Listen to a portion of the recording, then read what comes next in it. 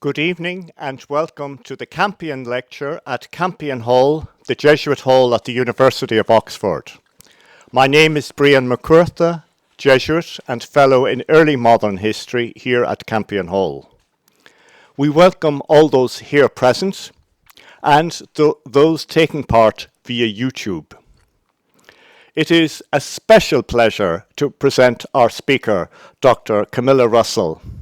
Since 2015, she has served as publications editor of Institutum Historicum Societatis Jesu at Jesuit Archives, Rome. There, she edits the Society's International Academic Historical Journal, with annual bibliography of Jesuit history worldwide, and several book series in Jesuit history, covering monographs and editions of significant sources. Previously, she was lecturer in early modern European history at the University of Newcastle, Australia. She holds a PhD from Royal Holloway College, London, and has been a fellow of the Harvard Center for Italian Renaissance Studies at Villa I Tatti, Florence. Her research focuses on various themes: the cultural and religious history of Renaissance Italy, the early modern world, Jesuit history, and women's history. Her first monograph was entitled Giulia Gonzaga and the Religious Controversies of 16th Century Italy, published by Brepols in 2006. In the field of Jesuit history in the 16th and 17th centuries, she has contributed significantly to the study of the Indipiti, that vast body of letters by young men to their Father General, requesting to go to the Society's missions outside Europe. The typical individual life cycle of the Jesuit in the century 1540 to 1640 is the theme of her latest book, Being a Jesuit in Renaissance Italy, Biographical Writing in the Early Global Age, published by Harvard University Press in 2022. Her work on the Society's history is characterized by deep immersion in the archival materials and a keen appreciation of the various genres involved. While maintaining academic rigor, her writing displays a sensitivity to the spiritual horizon within which these men articulated their lives and their hopes. This evening, Dr. Russell will explore the early modern Jesuit missionary experience in Asia, drawing on their correspondence with Rome. This particular lens offers insights on the Society's adaptation to host cultures and on those cultures themselves, an encounter leading to influences in multiple directions.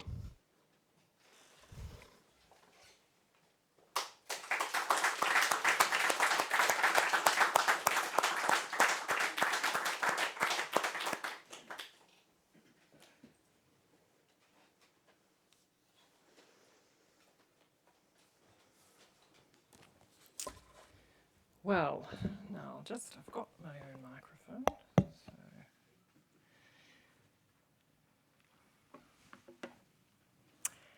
Good. Well, my thanks to Master of Campion Hall, Father Nicholas Austin, for inviting me and chairing the discussion afterwards, so you will meet him afterwards, and for the very kind introduction. I thank fellow in early modern history, Father Brian McCurtha, my esteemed former colleague as academic director at the Roman Jesuit Archive, Arsi. And before I begin, if I may, I wish to dedicate this lecture to two scholars who happen to share a significant birthday year in 2024, with a combined total of 180 years. Professor Barry Collett, present this evening, and my honours and master's supervisor at the University of Melbourne in Australia. Thank you for being here, Barry. Your brilliant scholarship formed right here in Oxford, and inspiration all those years ago helped bring me to this lecture tonight. The second dedicatee is Professor Emerita Alison Brown of Royal Holloway, University of London, in recognition of her distinguished contribution to the field of Italian Renaissance history, her outstanding supervision of my doctoral studies in London, and her firm, ever-growing friendship over the years are very special to me. And while her venerable age prevented her from making the journey this evening from London, she is present online. So thank you, Alison.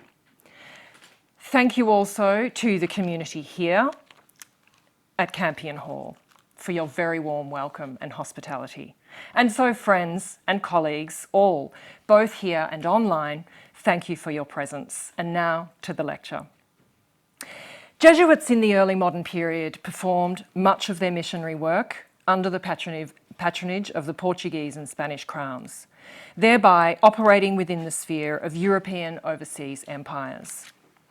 However, several Jesuit missions were located in territories outside European jurisdiction.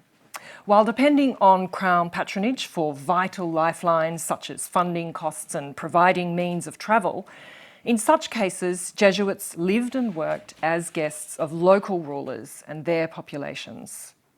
Working in these contexts, the approach regularly used by Jesuits, known as accommodatio, or the practice of adaptation to local cultural forms and social practices, underpinned by the aim of converting populations to the Catholic faith, generated a large body of sources that provide information about the Jesuit experience, as well as numerous accounts about their host societies and the interactions that took place with them.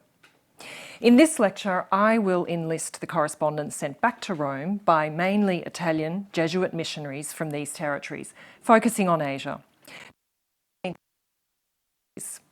My sources are almost all in the form of letters, mainly to the Jesuit head, the Superior General in Rome, written for operational and organisational purposes, avoiding thereby the embellishments on the whole of literary treatments and publicity-oriented, idealised accounts.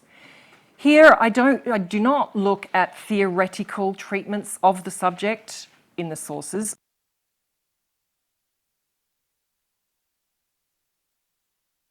Also better known. Using the correspondence, I will present a series of case studies to explore examples of Jesuit accommodatio, to uncover some features of early modern, multi-directional interactions and what I might say entanglements, and draw some conclusions from them. It is useful to note too that I am researching and speaking as a trained scholar of European history. And as a Europeanist, I propose this subject as a promising line of inquiry with, I think, a possible basis for collaboration with specialists in the regions touched on in this paper. Jesuit accommodatio, the core of this lecture, presents an array of interpretive challenges and historiographical uncertainties. Ines Zupanov, Nicholas Standart, Marcus Friedrich, Stefania Tutino and Helene Vuitton are just some in Jesuit historical studies who in recent years have engaged with and critiqued the method and its place in contemporary scholarship of Jesuit global and mission studies. They have identified the many pitfalls and even potential anachronisms in using Jesuit accommodatio, especially problematic in efforts to explore non-European contexts, given the Jesuit European frame of reference for its practice and extant written records on the whole. At the same time, these critiques have helped provide much needed nuance. For example, Vuitton identifies accommodatio in the early modern Asian context less as a formal method than as a haphazard series of, quote, fragile, tentative, and often embattled experiments. The practice created what Zupanov, borrowing from Homi K. Bahaba, has called a third space relating to the context in India, and what Standart has termed spaces of encounter in China. Drawing on these studies, my lecture seeks to demonstrate that in the early modern period, the specific features of Jesuit accommodatio generated such a high degree of contact, information, and mutual influence, despite its representational limitations. It nevertheless provides some useful documentary access points to territories beyond Europe where Europeans operated but did not rule. The sources used in this lecture, I argue, bear this point out. I aim to show that while Jesuit accommodatio ultimately did not prevail in the early modern context, several of its more prominent features were challenged and then disallowed by the Catholic hierarchy in Rome, encapsulated by and known as the rights controversies. And the method did not produce the large-scale conversions that occurred in lands subject to European rule. But I argue it warrants our attention for different reasons. It activated a series of dynamics whereby Jesuits were actively being shaped by their environment, and in order for that to happen, local populations were accommodating them. This was an unusual dynamic, to say the least, in the early history of European recorded experiences in non-European lands. How this worked in practice, from its foundations to the textual traces that it left behind, is the subject of the main body of this lecture. But first, a brief note on terminology. I have retained the Latin accommodatio, flagging thereby the theological underpinnings and Christian conversionary motivation for its practice, thereby avoiding collapsing its meaning into the English word accommodation, since one of my arguments here is that this is what their interlocutors, the Jesuit interlocutors, their local hosts, were doing on their home territory, while the Jesuits, through their missionary method, were adapting in practice their message and mores to their audiences. The main part of this lecture will be conducted in 4 parts. After introducing the foundations of Jesuit accommodatio in the early modern context, I will proceed to brief case studies according to region: South India, Japan, Macau, and China, grouped together, and finally the Indonesian archipelago. So, to the body of the lecture now. As noted, Jesuit accommodatio is a practice of adapting Christian conversionary aims, terminologies, and messages to local cultural forms and social practices for the purpose of bringing about conversion to the Catholic faith. As Stefania Tutino paraphrased, accommodatio meant adapting the true to the real. That is, Jesuits adapted the true, and for missionaries, that is Christianity, to the cultural and social realities in which they found themselves. However, accommodatio was not just a Jesuit method or practice. Its origins lie deep in Judeo-Christian traditions that use the idea of God's divine accommodation to human realities as the basis for adapting universal principles to particular circumstances. It was prescribed by St. Paul and thereafter practiced as one key approach to missionary work. To the Jews, I became like a Jew to win over Jews. To those outside the law, I became like one outside the law. The Pauline call to adaptation finds many echoes in Ignatian thought and writing, and crucially, not just in relation to missionary contexts.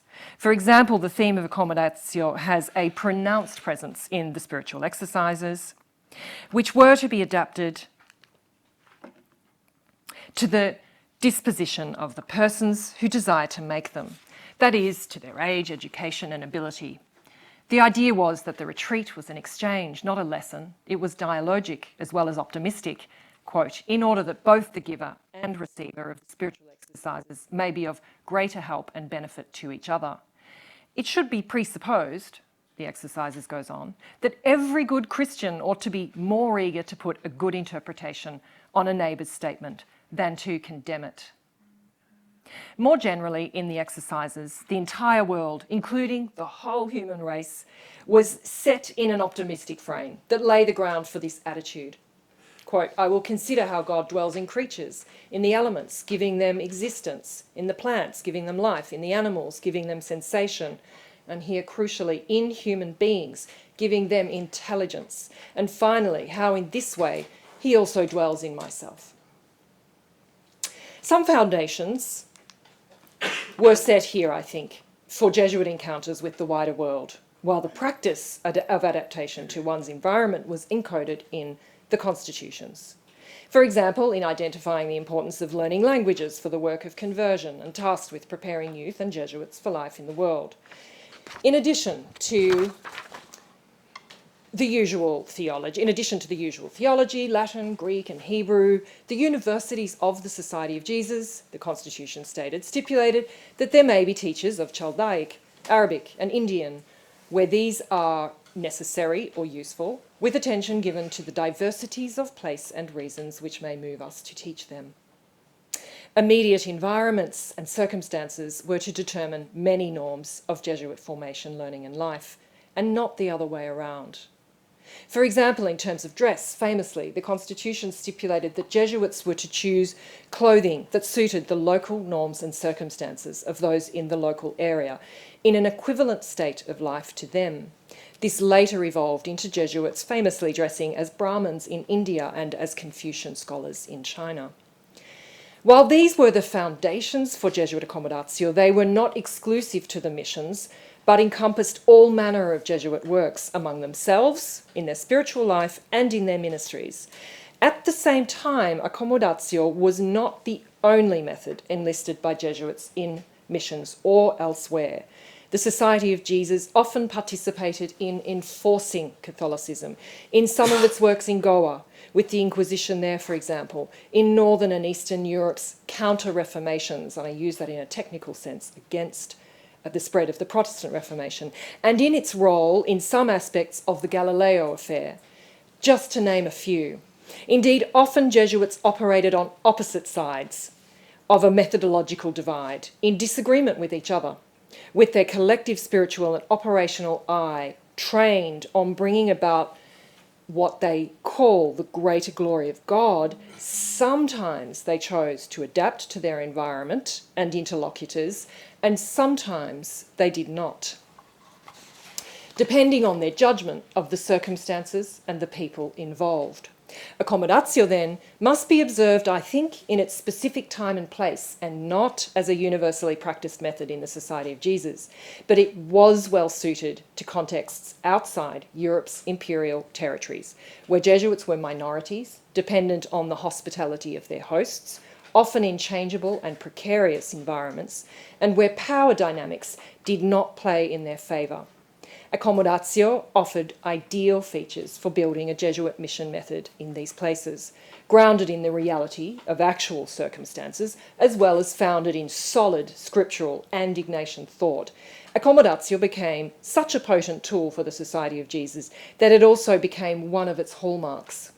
Without scriptural and Ignatian spiritual underpinnings, I argue, it would not have had the take-up and durability that it had.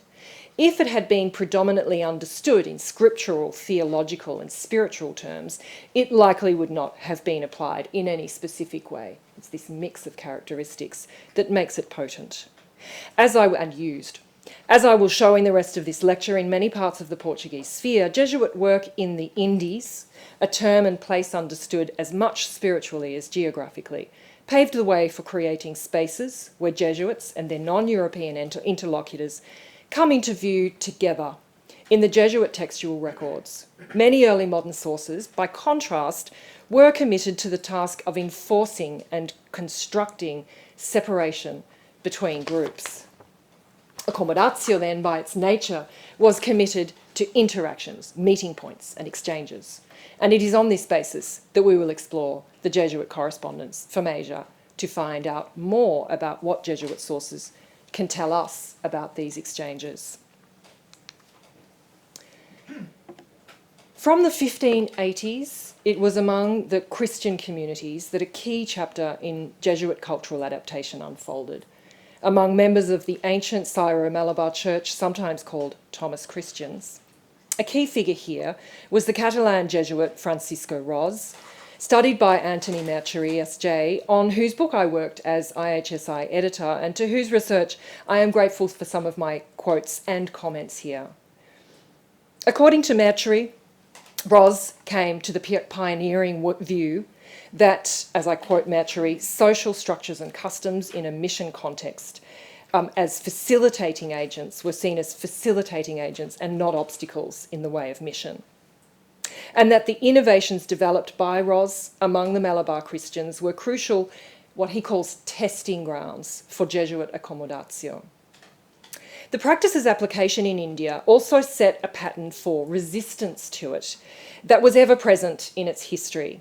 For his part, Ros defended his mission approach against fellow Catholic missionaries, whom he called Romanizers, interestingly, arguing, quote, this is Ros, arguing, it is impossible, here's your quote, it is impossible to force the Thomas Christians to do the things that they are not ready for. Instead, Ros, while remaining uncompromising on what he saw as the theological errors of his Christian interlocutors, gradually developed a system of engagement with the local Christians through trial and error, whereby he adapted Catholic worship in many but the essentials to local forms and practices, seeking to distinguish form from essence and opening the path to adaptation in the former and insisting on adherence to Rome in the latter.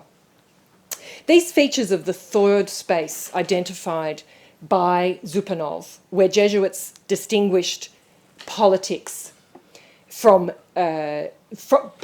religion and Christianity from being European, included plural voices preserved among the Jesuit ones. For example, in Malabar, Mar Abraham, the last East Syrian bishop of the Thomas Christians, who had entered into communion with the Catholic Church, wrote directly, in his own words, to Jesuit Superior General Claudio Acquaviva in 1594 that, quote, with the help of the fathers, this church is being greatly assisted, most of all by Father Ros, who, with his proficiency in the Syriac languages, helped me to translate some passages from Latin and to correct some books. We owe also to the labour of these fathers the reform of some of the customs. Now, local perspectives, unsurprisingly, were not always so accommodating as Mar Abraham's were. Towards the end of the 18th century, the Archbishop of Craigenor, Mar Joseph Kiriato, wrote that the appointment of the European Ros as Archbishop 2 centuries prior was popularly perceived by many, quote, as a malicious and violent usurpation of the Latin Catholic Church against the ancient hierarchy of the Thomas Christian Church. Dynamics over time, then, were multi-directional. In the frame were groups and individuals whose voices can be heard on all sides, sometimes giving ground and sometimes not. Another important example of Jesuit accommodatio, once more from India, this time among non-Christians. In the first decade of the 17th century, Roberto de Nobili drew from Ros's model of working among the Thomas Christians and applied similar approaches among the high castes of the Madurai region from 1606. It fell to and he extended it further, really. It fell to de Nobili's mentor, Francisco Ros, by then Archbishop of Angamali Craigenor, under whose jurisdiction de Nobili worked. And Ros had to explain and defend the approach in a letter to Jesuit Superior General Claudio Acquaviva, and quote, now it has pleased God our Lord to make use of Father de Nobili, so that by adopting the dress of the country, by learning their different languages, by conforming to their way of eating and to many of their customs, by conforming which entail no offence to God, he might win the esteem and affection of the people, and that the proud Badajis, military elites in Madurai, and self-conceited Brahmins who look down on everybody, might be brought under the yoke of our Lord Jesus Christ crucified. Cultural adaptation, as is evident here, was practiced without necessarily being accompanied by esteem for the other, as far as at least we can see from Father Ros's account here. Tellingly, in the Malabar mission context, according to Mercury, the term accomodarse was used for the first time in 1580, not to describe Jesuit mission practice, but as a criticism of the Thomas Christians for not adapting their form of Christianity to that of the Latin Catholic Church. And according to Zupanov further, it was the Malabar Rites controversies that engulfed the mission in the 18th century, which marked the starting point for the term accommodatio to identify the Jesuit mission approach there. In both cases, the history of the term's use chimes with the argument of my lecture that the historical value of Jesuit accommodatio is the multiple historical agents that come into view, not the success or otherwise of the method, because while the Thomas Christians are being criticised here by Ros, their agency emerges, which is of interest here, for their lack of accommodation to Jesuit wishes. In the case of the Malabar Rites, the Jesuits were criticised by Romanisers for accommodating too much to local circumstances. Both cases show that accommodatio, in order for it to work, depended on each group becoming familiar with one another through a dynamic that included adaptation and accommodation, both on the Jesuit side and on the side of his interlocutor, leading on either or both sides sometimes to acceptance and other times to rejection, and very often a mixture. The dialogic feature of accommodatio is why it is valuable, I think, for scholars of European and possibly non-European worlds, despite the obvious limitations conditioned by the mainly Jesuit authorial voice, and necessarily incomplete on its own. But the importance and later influence of Jesuit accommodatio in India, briefly touched on here, can be observed in the wider Asian missionary context, and were closely observed in person by the Jesuit visitor to the East Indies, Alessandro Valignano, and Matteo Ricci, before developing their own versions of, and famous versions, of the practice in Japan and China respectively, to which regions we turn our attention now. In Japan, the accounts that Jesuits relayed back to Rome about the many converts to Christianity during the so-called Christian century, from the mid-16th century before persecution ended the official presence of Christianity by the mid-17th century, provide evidence of the spaces afforded by accommodatio. These spaces could be suddenly expanded in Japan through multiple conversions and mass conversions, and then contracted, often by family pressures and local political circumstances. For example, the Jesuit Organtino Soldo, I call him an accommodatio radical. He really was. He writes as if he was operating in 1960s missions. He wrote in 1595 about how utterly dependent the Jesuit operations were on the Japanese and their responses to the Christian message.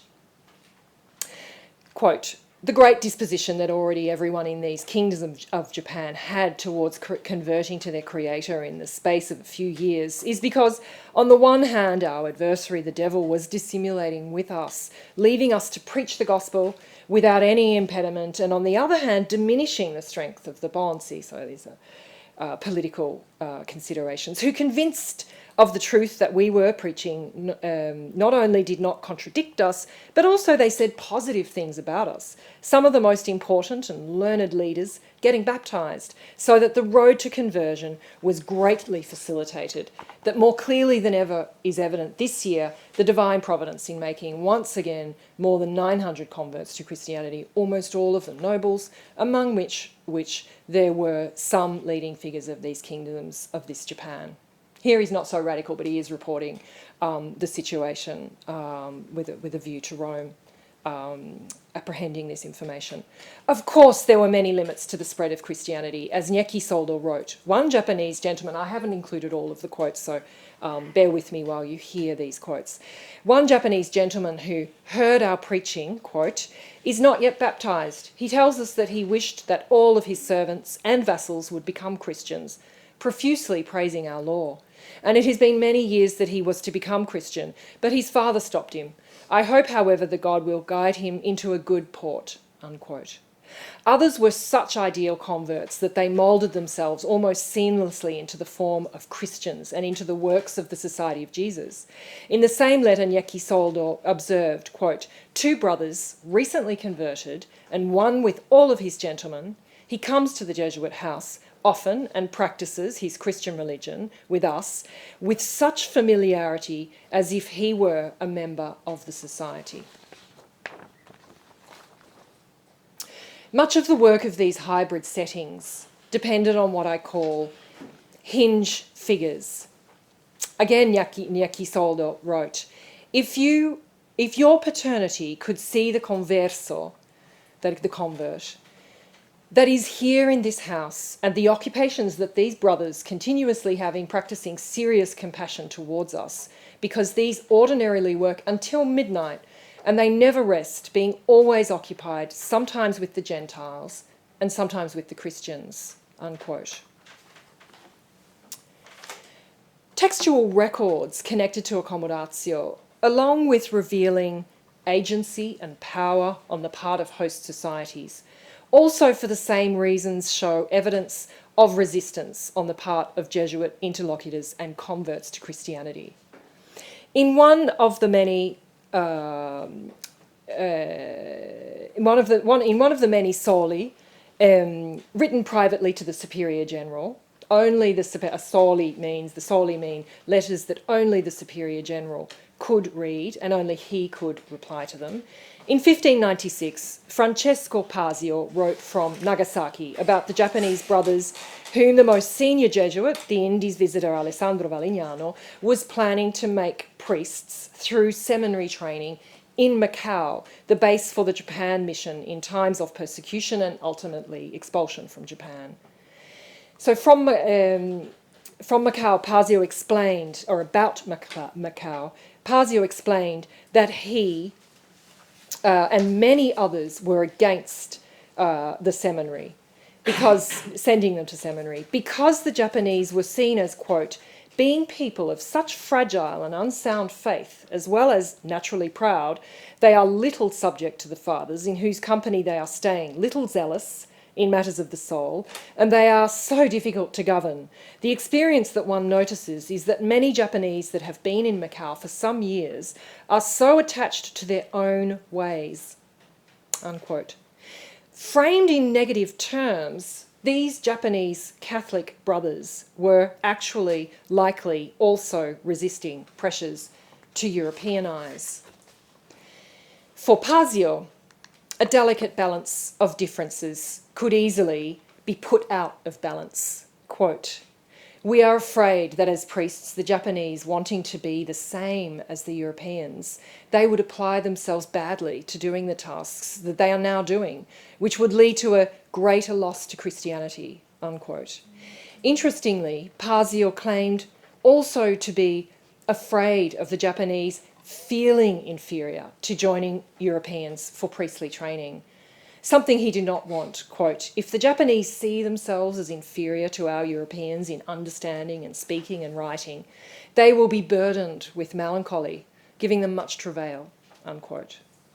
The Jesuit objective then was not for a synchronized Japanese-European Catholicism, but to have the Japanese change nature and custom, as one letter says.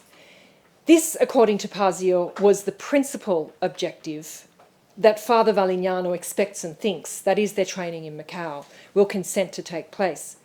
And indeed was the aim of accommodatio in this period, and of its chief architect, Alessandro Valignano. That is, it was a temporary meeting place on the way to changing one's very nature through conversion. But it actually didn't work out the way Jesuits wanted it to. The Japanese appear in these sources as resistant to European ways, in some of the sources, and through their resistance effectively displaying a more Asian Christianity, viewed by the Jesuits as disobedience in parts. This was the language of empire in some ways used by the Jesuits, but the reality was different. Moving just the right pace, to China. Impressing and convincing the elite of the merits of Christianity was one of the Jesuits' priorities, and accommodatio was the most effective tool to this end. On several occasions in Michele Ruggeri's long letter from Macau dated 1583, the year he finally entered China together with Matteo Ricci, the first Jesuits to do so, Ruggeri mentions one of the most important tools of accommodatio, learning the language of the Chinese to explain our concepts and way of proceeding. About his Chinese hosts, he wrote, "It is important for these lords of China, given that they are of great ability and art in government, that we Jesuits are erudite and that we know how to do other things of ability." The Chinese naturally had the upper hand. As fellow Jesuit Francesco Pasio explained from Macau in his letter to Claudio Acquaviva on the 25th of December, auspicious date of course, 1582, quote, "Ordinarily the Chinese lie and make no moves unless it is for their own interests."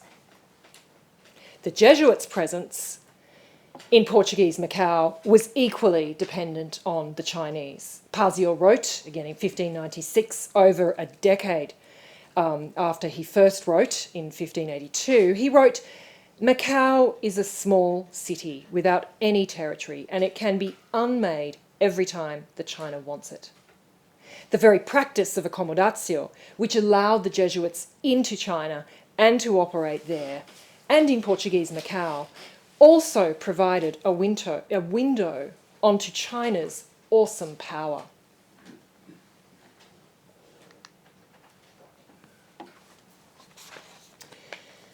The Maluku or Malacca Islands, sometimes known as the Spice Islands in the Indonesian archipelago, where just a handful of Jesuits operated at the end of the 16th century, provided a very different setting from South India, Japan, Macau and China in terms of adaptation and the limits and opportunities brought by local accommodation and its absence, depending on the political winds which blew in very different directions in these islands, with intra-island conflicts as well as shifting allegiances, sometimes with each other, other times with the Portuguese, who had operated in the region, bringing Christianity with them from their stronghold Malacca since 1511, occasionally with the Spanish in the relatively nearby Philippines, accompanied sometimes by conversions to Christianity and other times with rulers who chose to align with the Muslim sphere and became Muslims and were Muslims within the Muslim sphere of trade and politics, also converting to Islam intermittently since the 14th century,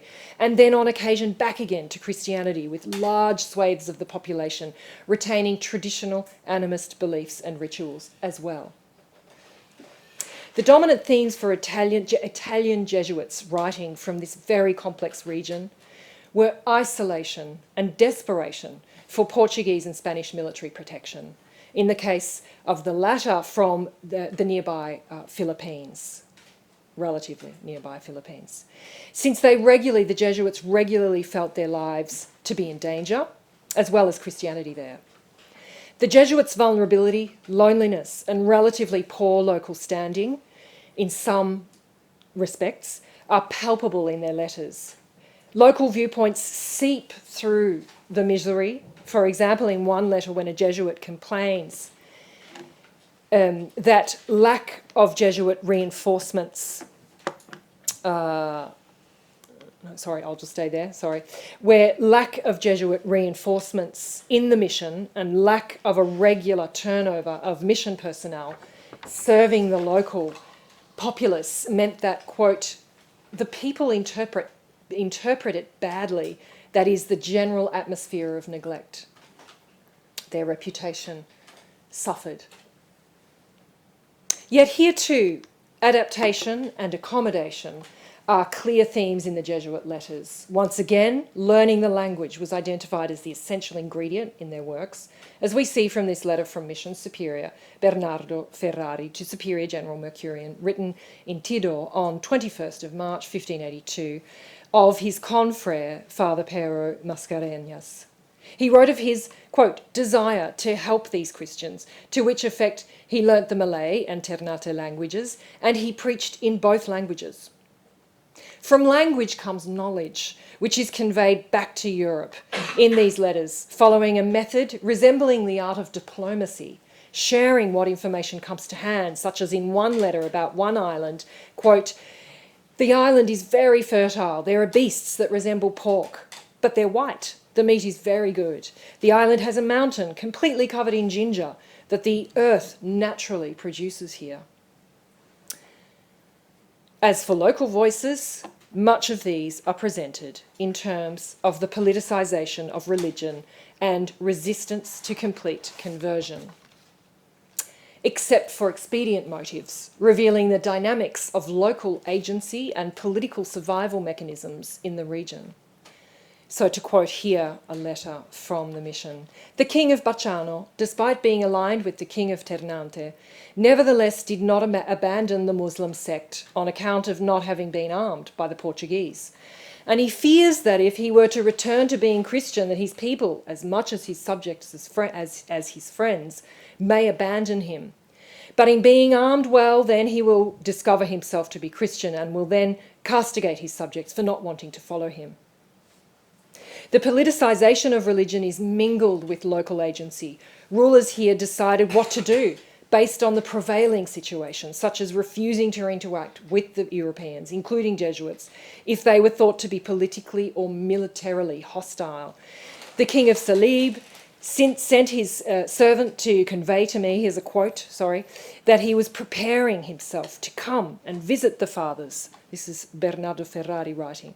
But in order not to leave his island alone, and not knowing if the Castilians were our friends or not, for this reason he did not come. He didn't come to visit. The chiefs of Siao,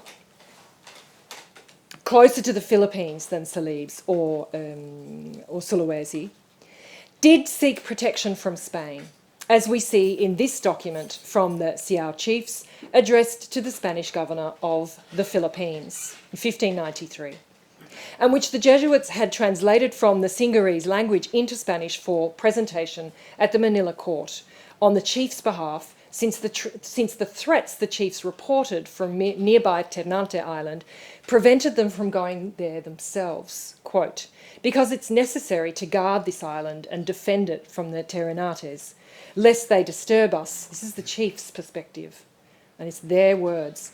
"As those who have now come from there affirm that they will do so without fail, and many will come this time.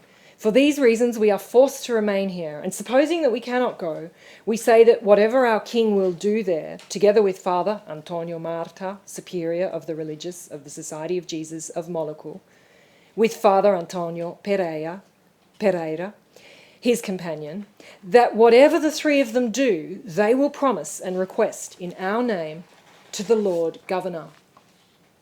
Here, the Jesuits were not so much shaping local life as being shaped by it, responding to requests to enter into the negotiations for political survival and military protection from Spain on behalf of populations in the region. For the chiefs, significantly, these Jesuits were not from Europe, although they could obviously interact with the Europeans who they were going to visit, but they were religious of the Society of Jesus of Maluco, and their role extended to diplomacy on the chiefs and not Portugal's or Spain's behalf. So to circle back to the beginning of the main topic of this lecture, I would like to suggest that the ancient genealogy of Accomodatio, its Ignatian foundations in the Society of Jesus, and formative conditions for its development in Jesuit works, especially in Asia, afforded people significant spaces for first-time meetings and then prolonged contact between groups, and importantly, for the purposes of this lecture, produced textual and other materials about these meetings. And myriad voices do emerge from this process. They were filtered through the Jesuit gaze and put in to Jesuit words, not always though, sometimes in their own words, which both enabled and inhibited voices to be heard, Most of the non-European voices here are pro-Jesuit and pro-Christianity, understandably conserved by them in their archive. But there is plenty of pushback and resistance as well, and it comes through these documents. Indeed, in its applied form, we may observe how Jesuits in non-European settings in the early modern world enlisted accommodatio and in so doing adapted themselves and their messages, while their host societies were the ones doing the accommodating or deciding not to.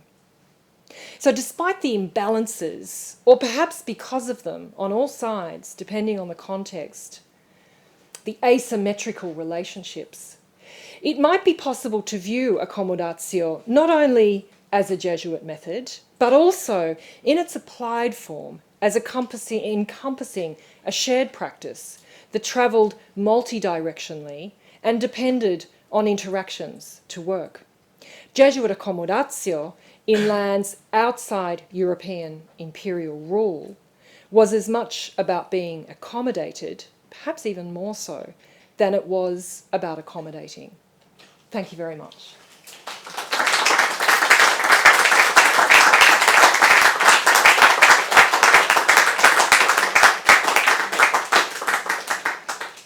Thank you very much, Camilla. We are now handing over to Father Nick Austin, Master of Campion Hall, who will chair the questions.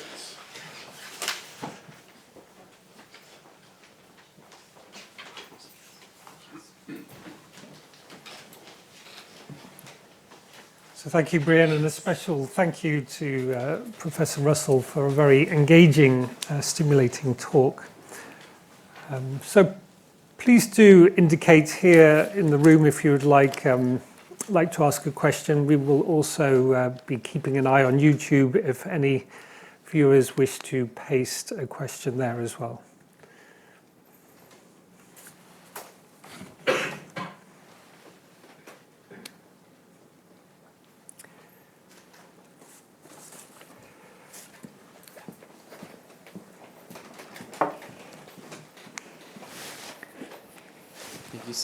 Can you hear me? Sorry. Thank you so much for a great presentation. My name is Matthew. I find it interesting that you presented Francesco Ros as, correct me if I'm wrong, but as an example of accommodatio, just because I was reading and I found that he was the first bishop after the Synod of Diamper in Malabar. And so in my mind, he would be an example of that effort to Latinize, right? And so I was just wondering if you could speak to that. And it kind of reminded me of Alexander Hen's argument. I don't know if you know Alexander Hen. He writes about Hindu-Christian encounters in Goa. And he makes this argument that the Krista Purana, which is an accommodated text, was written at the same time that the Portuguese were destroying books in Goa. But that these were not separate processes, but they were actually connected, right? It was actually meant to replace the Hindu scriptures. So, yeah, I was just wondering if you could speak to that. Yeah. Yes, thank you very much. Is my mic? Yep, that's how you can hear me okay? Yep. Thank you very much. Yes, the key to my argument here, and you are absolutely correct, Ros engaged in a number of different activities, and some of them were very repressive. And as he moved along in his experience in the mission fields, he became more and more convinced that those methods that he did adopt at the beginning that were repressive were ineffective and would not bring any success at all to the mission. He is more well known for those measures that worked against the traditional religious forms of the Christians among whom he was working. And so thank you for giving me the opportunity to mark that as well, that's what he's most known for. This new research by Anthony Mercury goes further I think, than scholars have into the documentation that shows his change of mind on the method that he thinks is the right one for getting what he wants, which is to bring the Thomas Christians into unity with the Catholic Church. That objective doesn't change, but the methods that he wishes to employ do. And they include working linguistically and liturgically very closely with those Christians to the ends, to achieve what he set out to do.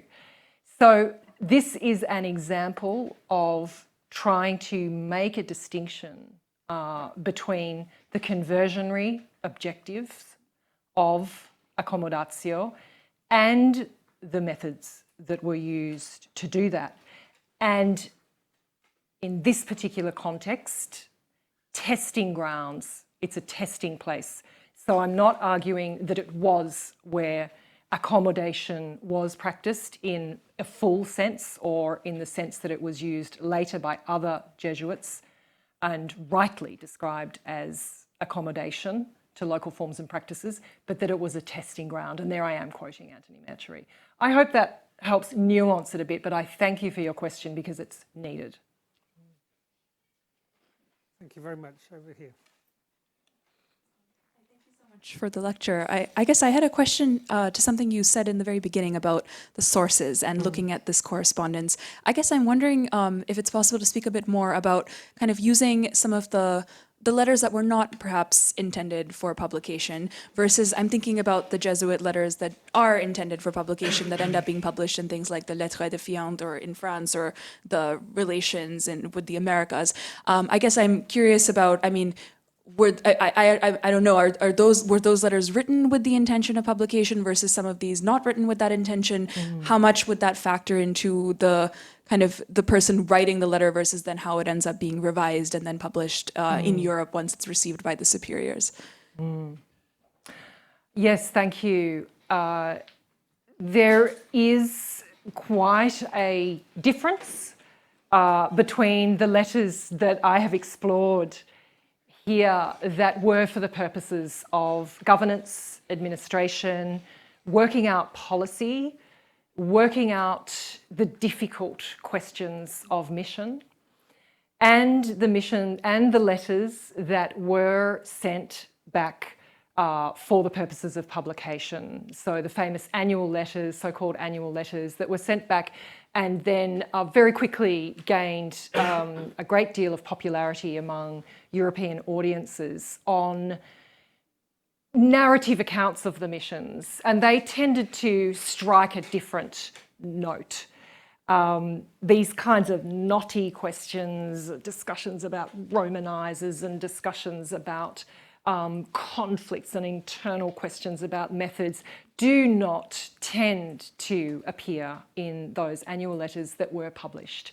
And they tend to be about themes that might be a little bit more familiar to us about Jesuit history in Asia, that really describe some of the more celebratory aspects and successes, the numbers of conversions, the numbers of colleges founded, the numbers of buildings that were being built, the political and other successes. Often the language, I would say, the language of empire, I think, runs through most of these letters, many of these letters, possibly more so in these letters that were intended for publication, because they were also intended to appeal to European, also benefactors, to the crown that was supporting the missions. And so they had a closer tie-in, I think, with the imperial objectives. And here we have kind of knotting out that missionary method and really kind of debating it amongst themselves in ways where I feel that local perspective just comes through a little bit more that might be of value for us. So I hope I've made that distinction. It's not to say that the annual letters aren't absolutely fascinating for a lot of information that comes through, a lot of it factual. And it's not to say that these are not full of rhetorical constructions that are clearly trying to guide the reader to respond and support in different ways. So, I mean, by no means taking these letters at face value, or literally, as much as seeing them as a mechanism to get to some of those questions that they themselves are trying to kind of grapple with. Thanks.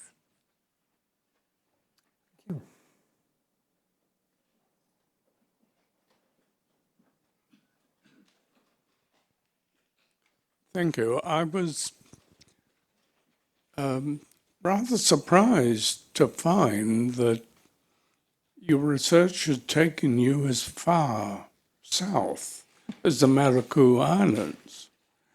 Now, I really have two questions, but I'm not going to ask the second.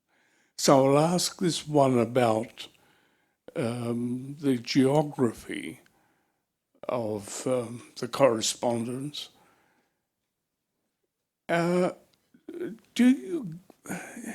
you any signs of missionary work or indeed trading or naval or other activities further south? You can see what I'm getting at for Australian history. Yes. Thank you to Barry Collett, who is one of the dedicatees of this lecture and my supervisor from Melbourne University. I actually embarked on this research project, this strand, this series of questions about Asia as it appears in the European and Jesuit sources that I was beginning to become familiar with. I started on that path from my place in Australia at Newcastle University as lecturer there, because I wanted to try to bring my research to my region.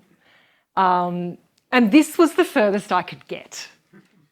So I will leave it as an open question. There's nothing that I have found to say that there was a knowing encounter with the Australian mainland or associated islands. And so we will have to leave that question as an open one, and we will have to say no for now. But we can observe the extreme isolation in which I think these Jesuits really found themselves in lands that have very interesting, rich and complex histories right around this time.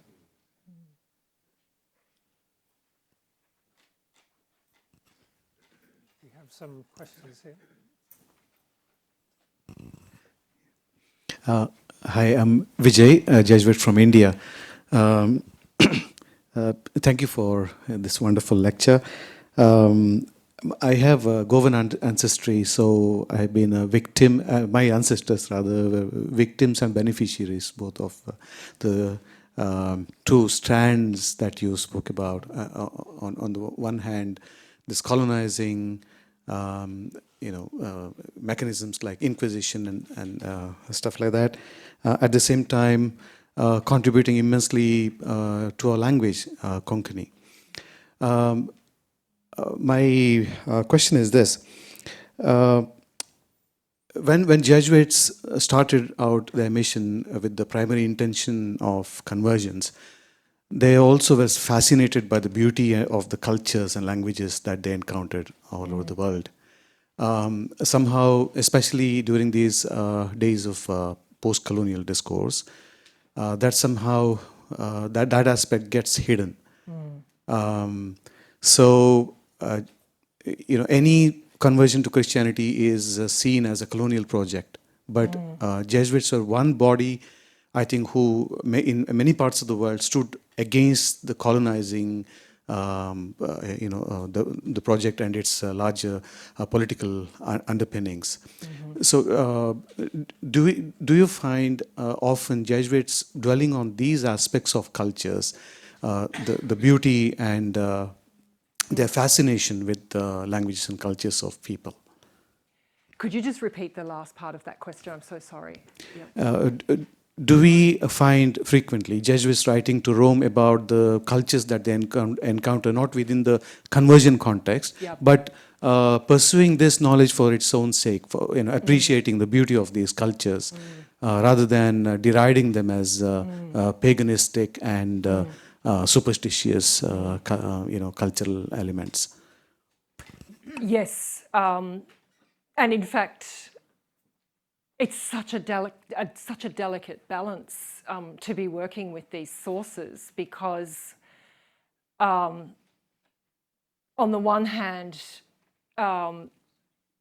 it wasn't quite possible to include the sort of the complexities and often contradictions around the figure of Ros, and on the same token, Ros himself, but also Roberto de Nobili, and as I said, Organtino Gnacchisoldo, they write with lyrical appreciation that I do take seriously and literally, in parts, about the esteem, about the genuine appreciation and travelling so deeply into the local experience that these Jesuits do want to share that experience as a profound one that is based on mutual respect. These are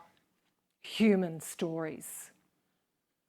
And really one of my arguments about Jesuit accommodatio is that Jesuits find themselves through this method standing face to face and needing, as with their method really guiding them, to enter deeply into that local world.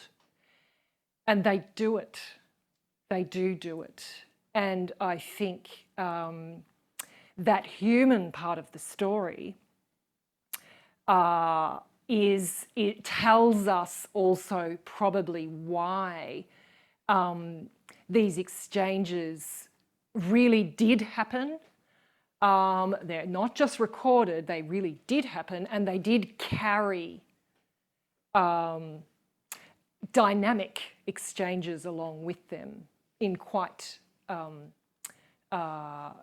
quite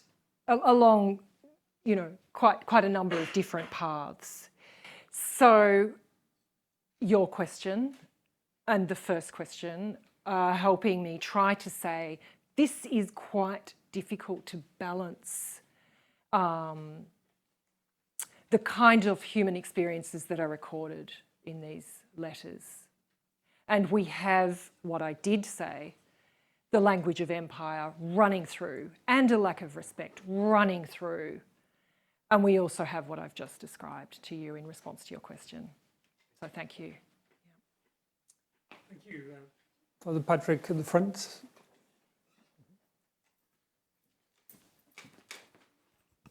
Thank you very much, Camilla. And I think it's related to what you just said, but on another perspective, is how the process of accommodatio has brought a lot of knowledge, and you emphasized the role of the linguistic approach by the Jesuits, and how from this linguistic approach they really built new knowledges, not only in terms of extending them, but even in terms of developing new disciplines, new fields, like, even if it's challenged, but what you just said before, like anthropology and taking just records of habits, etc. So, how would you, where would you put the role of knowledge they were learning, Jesuits who were learning in this country, in this process of accommodatio? Yeah, it definitely it fits. It is a subject that has received more attention from scholarship. It is discipline experts come in to Jesuit history in order to be able to investigate their fields of knowledge. They use them as tools of research, and tools of knowledge. And sometimes, as I often explain to scholars who are visiting the Roman Jesuit archive, sometimes, whether we like it or not, it's the only information we have about a given subject or people or region from that particular time. That's not to say those people didn't have their stories, but sometimes they were disrupted because of different types of knowledge transmission. But the knowledge transmission that Jesuits employed and then preserved and that we can still access are vital means of world knowledge, and they are part and parcel of the Jesuit Accommodatio project. I would say that without the method of Jesuit Accommodatio, you would not get that body of knowledge. So in some ways, I'm taking a step back to see the framework for it, but I'm also trying to take a step back and not ask a question about world knowledge and its disciplines and Jesuit Accommodatio's contribution to that, which I feel has been noted. I'm really interested to see, as a historian, what kinds of meeting spaces we can find, because we've all been engaged, many of us here in this room, as historians, many of us have been engaged over the last few decades in what is kind of very poorly described as global history, and it's really hard to do. And I'm not claiming to actually have done it right now in this lecture, but what I wanted to suggest was that Jesuit Accommodatio can provide a mosaic piece in what we might call global history, because its nature tended to include all of the interlocutors in the frame, because it was the nature of the method that required those actors to be in the frame. And a lot of other European sources tend to be trying to exclude those voices.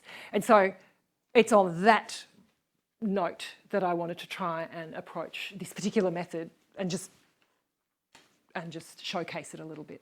Yeah, thanks. I have a gentleman on the left at the back, and then Father Brian here again at the front. Thank you. Thank you. This was a great lecture. I want to ask you a question that brings us from the global history you were talking about to the European history where I come from. And I have two connected questions. The first is, and you talk a little bit about this in your book, but I wonder if you could expand on it here, whether you see any differences in accommodatio between Jesuits who come from different areas of Europe and have different experiences of accommodating back in Europe to different local traditions. I'm thinking, of course, of the big difference between, let's say, Iberia and Italy, for example. And the second and related question is that, as you know very well, over the last few years, well, decades, the historiography of early modern religious history has valued very much the experience of missions abroad as they reflected back onto Europe. So the notion of Nuestras Indias and so on. And I was wondering whether your strong kind of new take on accommodatio, whether in your mind that contributes, how that contributes to this historiography, and whether it changes the way in which we have to think about that. Thank you very much. Thank you. Yeah. I think in response to the first question, I do argue, and I have argued actually in various publications, that the distinctive humanistic Renaissance tradition that the Italian Jesuits inherited through their training and their lack of overseas empire did condition in some ways and did shape a particular missionary approach that they tended to associate themselves with very strongly, and that is Jesuit accommodatio.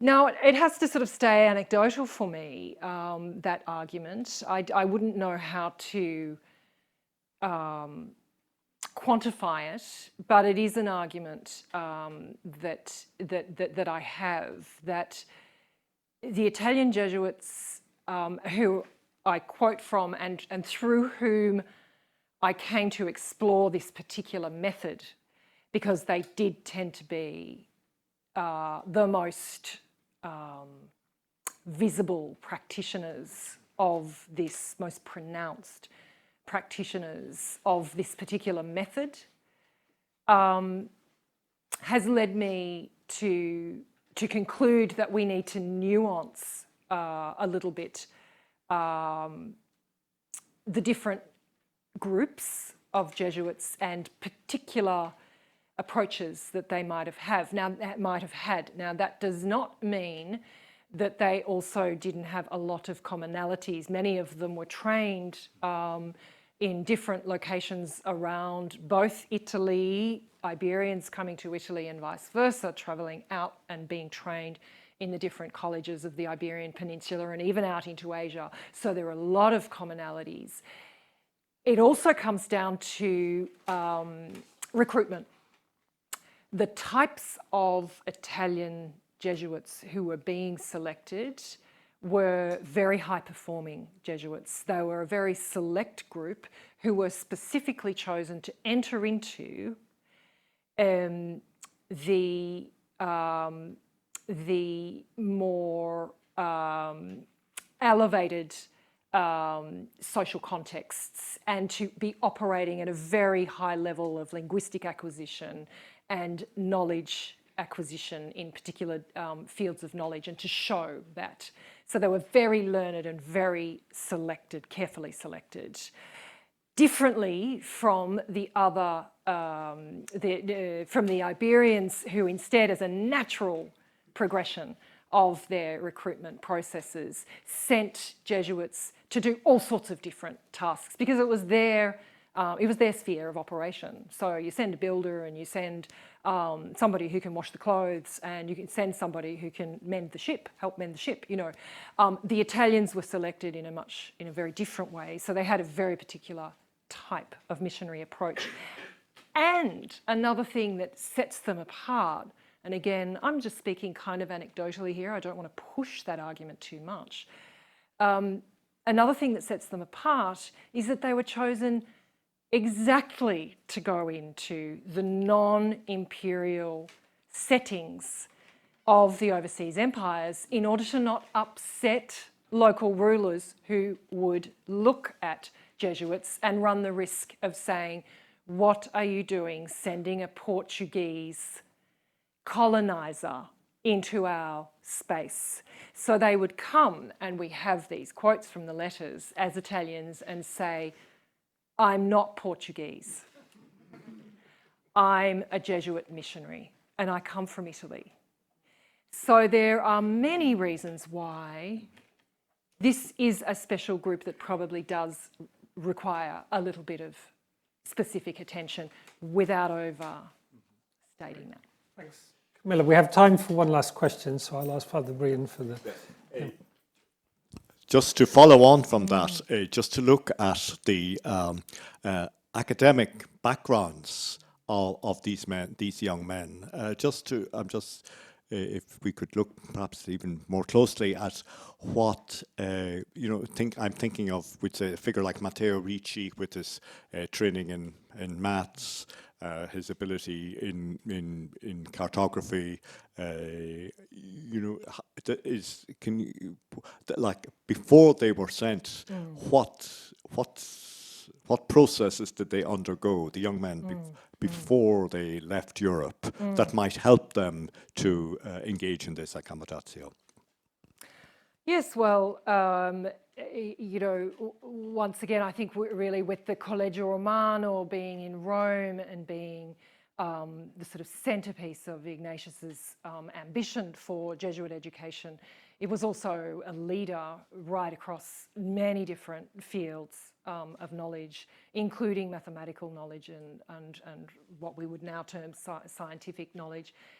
And it was, you know, way ahead of many other, you know, like institutions. And so it was producing, it was attracting professors and then students who were developing a very, very distinctively high level of knowledge in these sort of scientific and other human knowledge fields, beyond theology and beyond philosophy and the other more traditional disciplines associated with priestly training.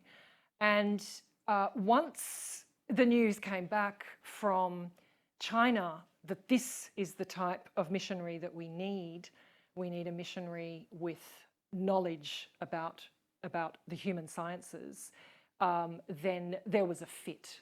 There's a fit that takes place. That's a very interesting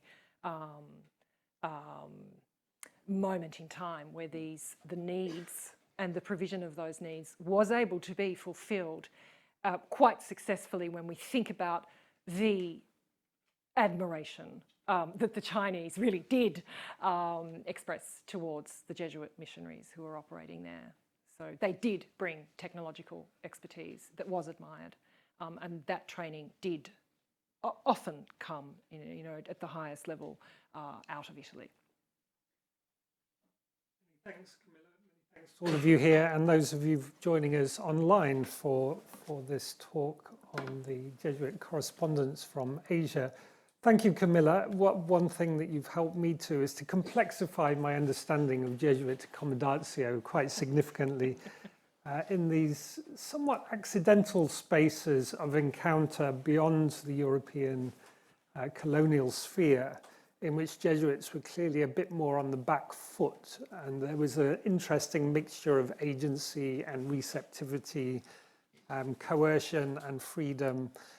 And perhaps most interestingly of all to me has been how that context, that crucible, if you like, of dialogue forced an evolution in the concept of accommodatio, that in self-reflection they had to work out their method of accommodatio in new ways through that experience of encounter with these very different cultures. So a very enriching talk for us all, I'm sure. That's just what I've been taking from it, and I'm sure others have taken many things as well. So thank you again, Professor Russell, for a wonderful talk, and have a good evening, everybody. Thank you. Thank you.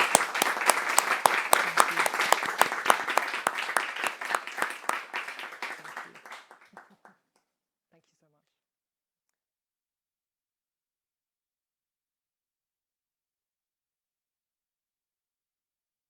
much. Is that correct? Yes. So you're all welcome to come.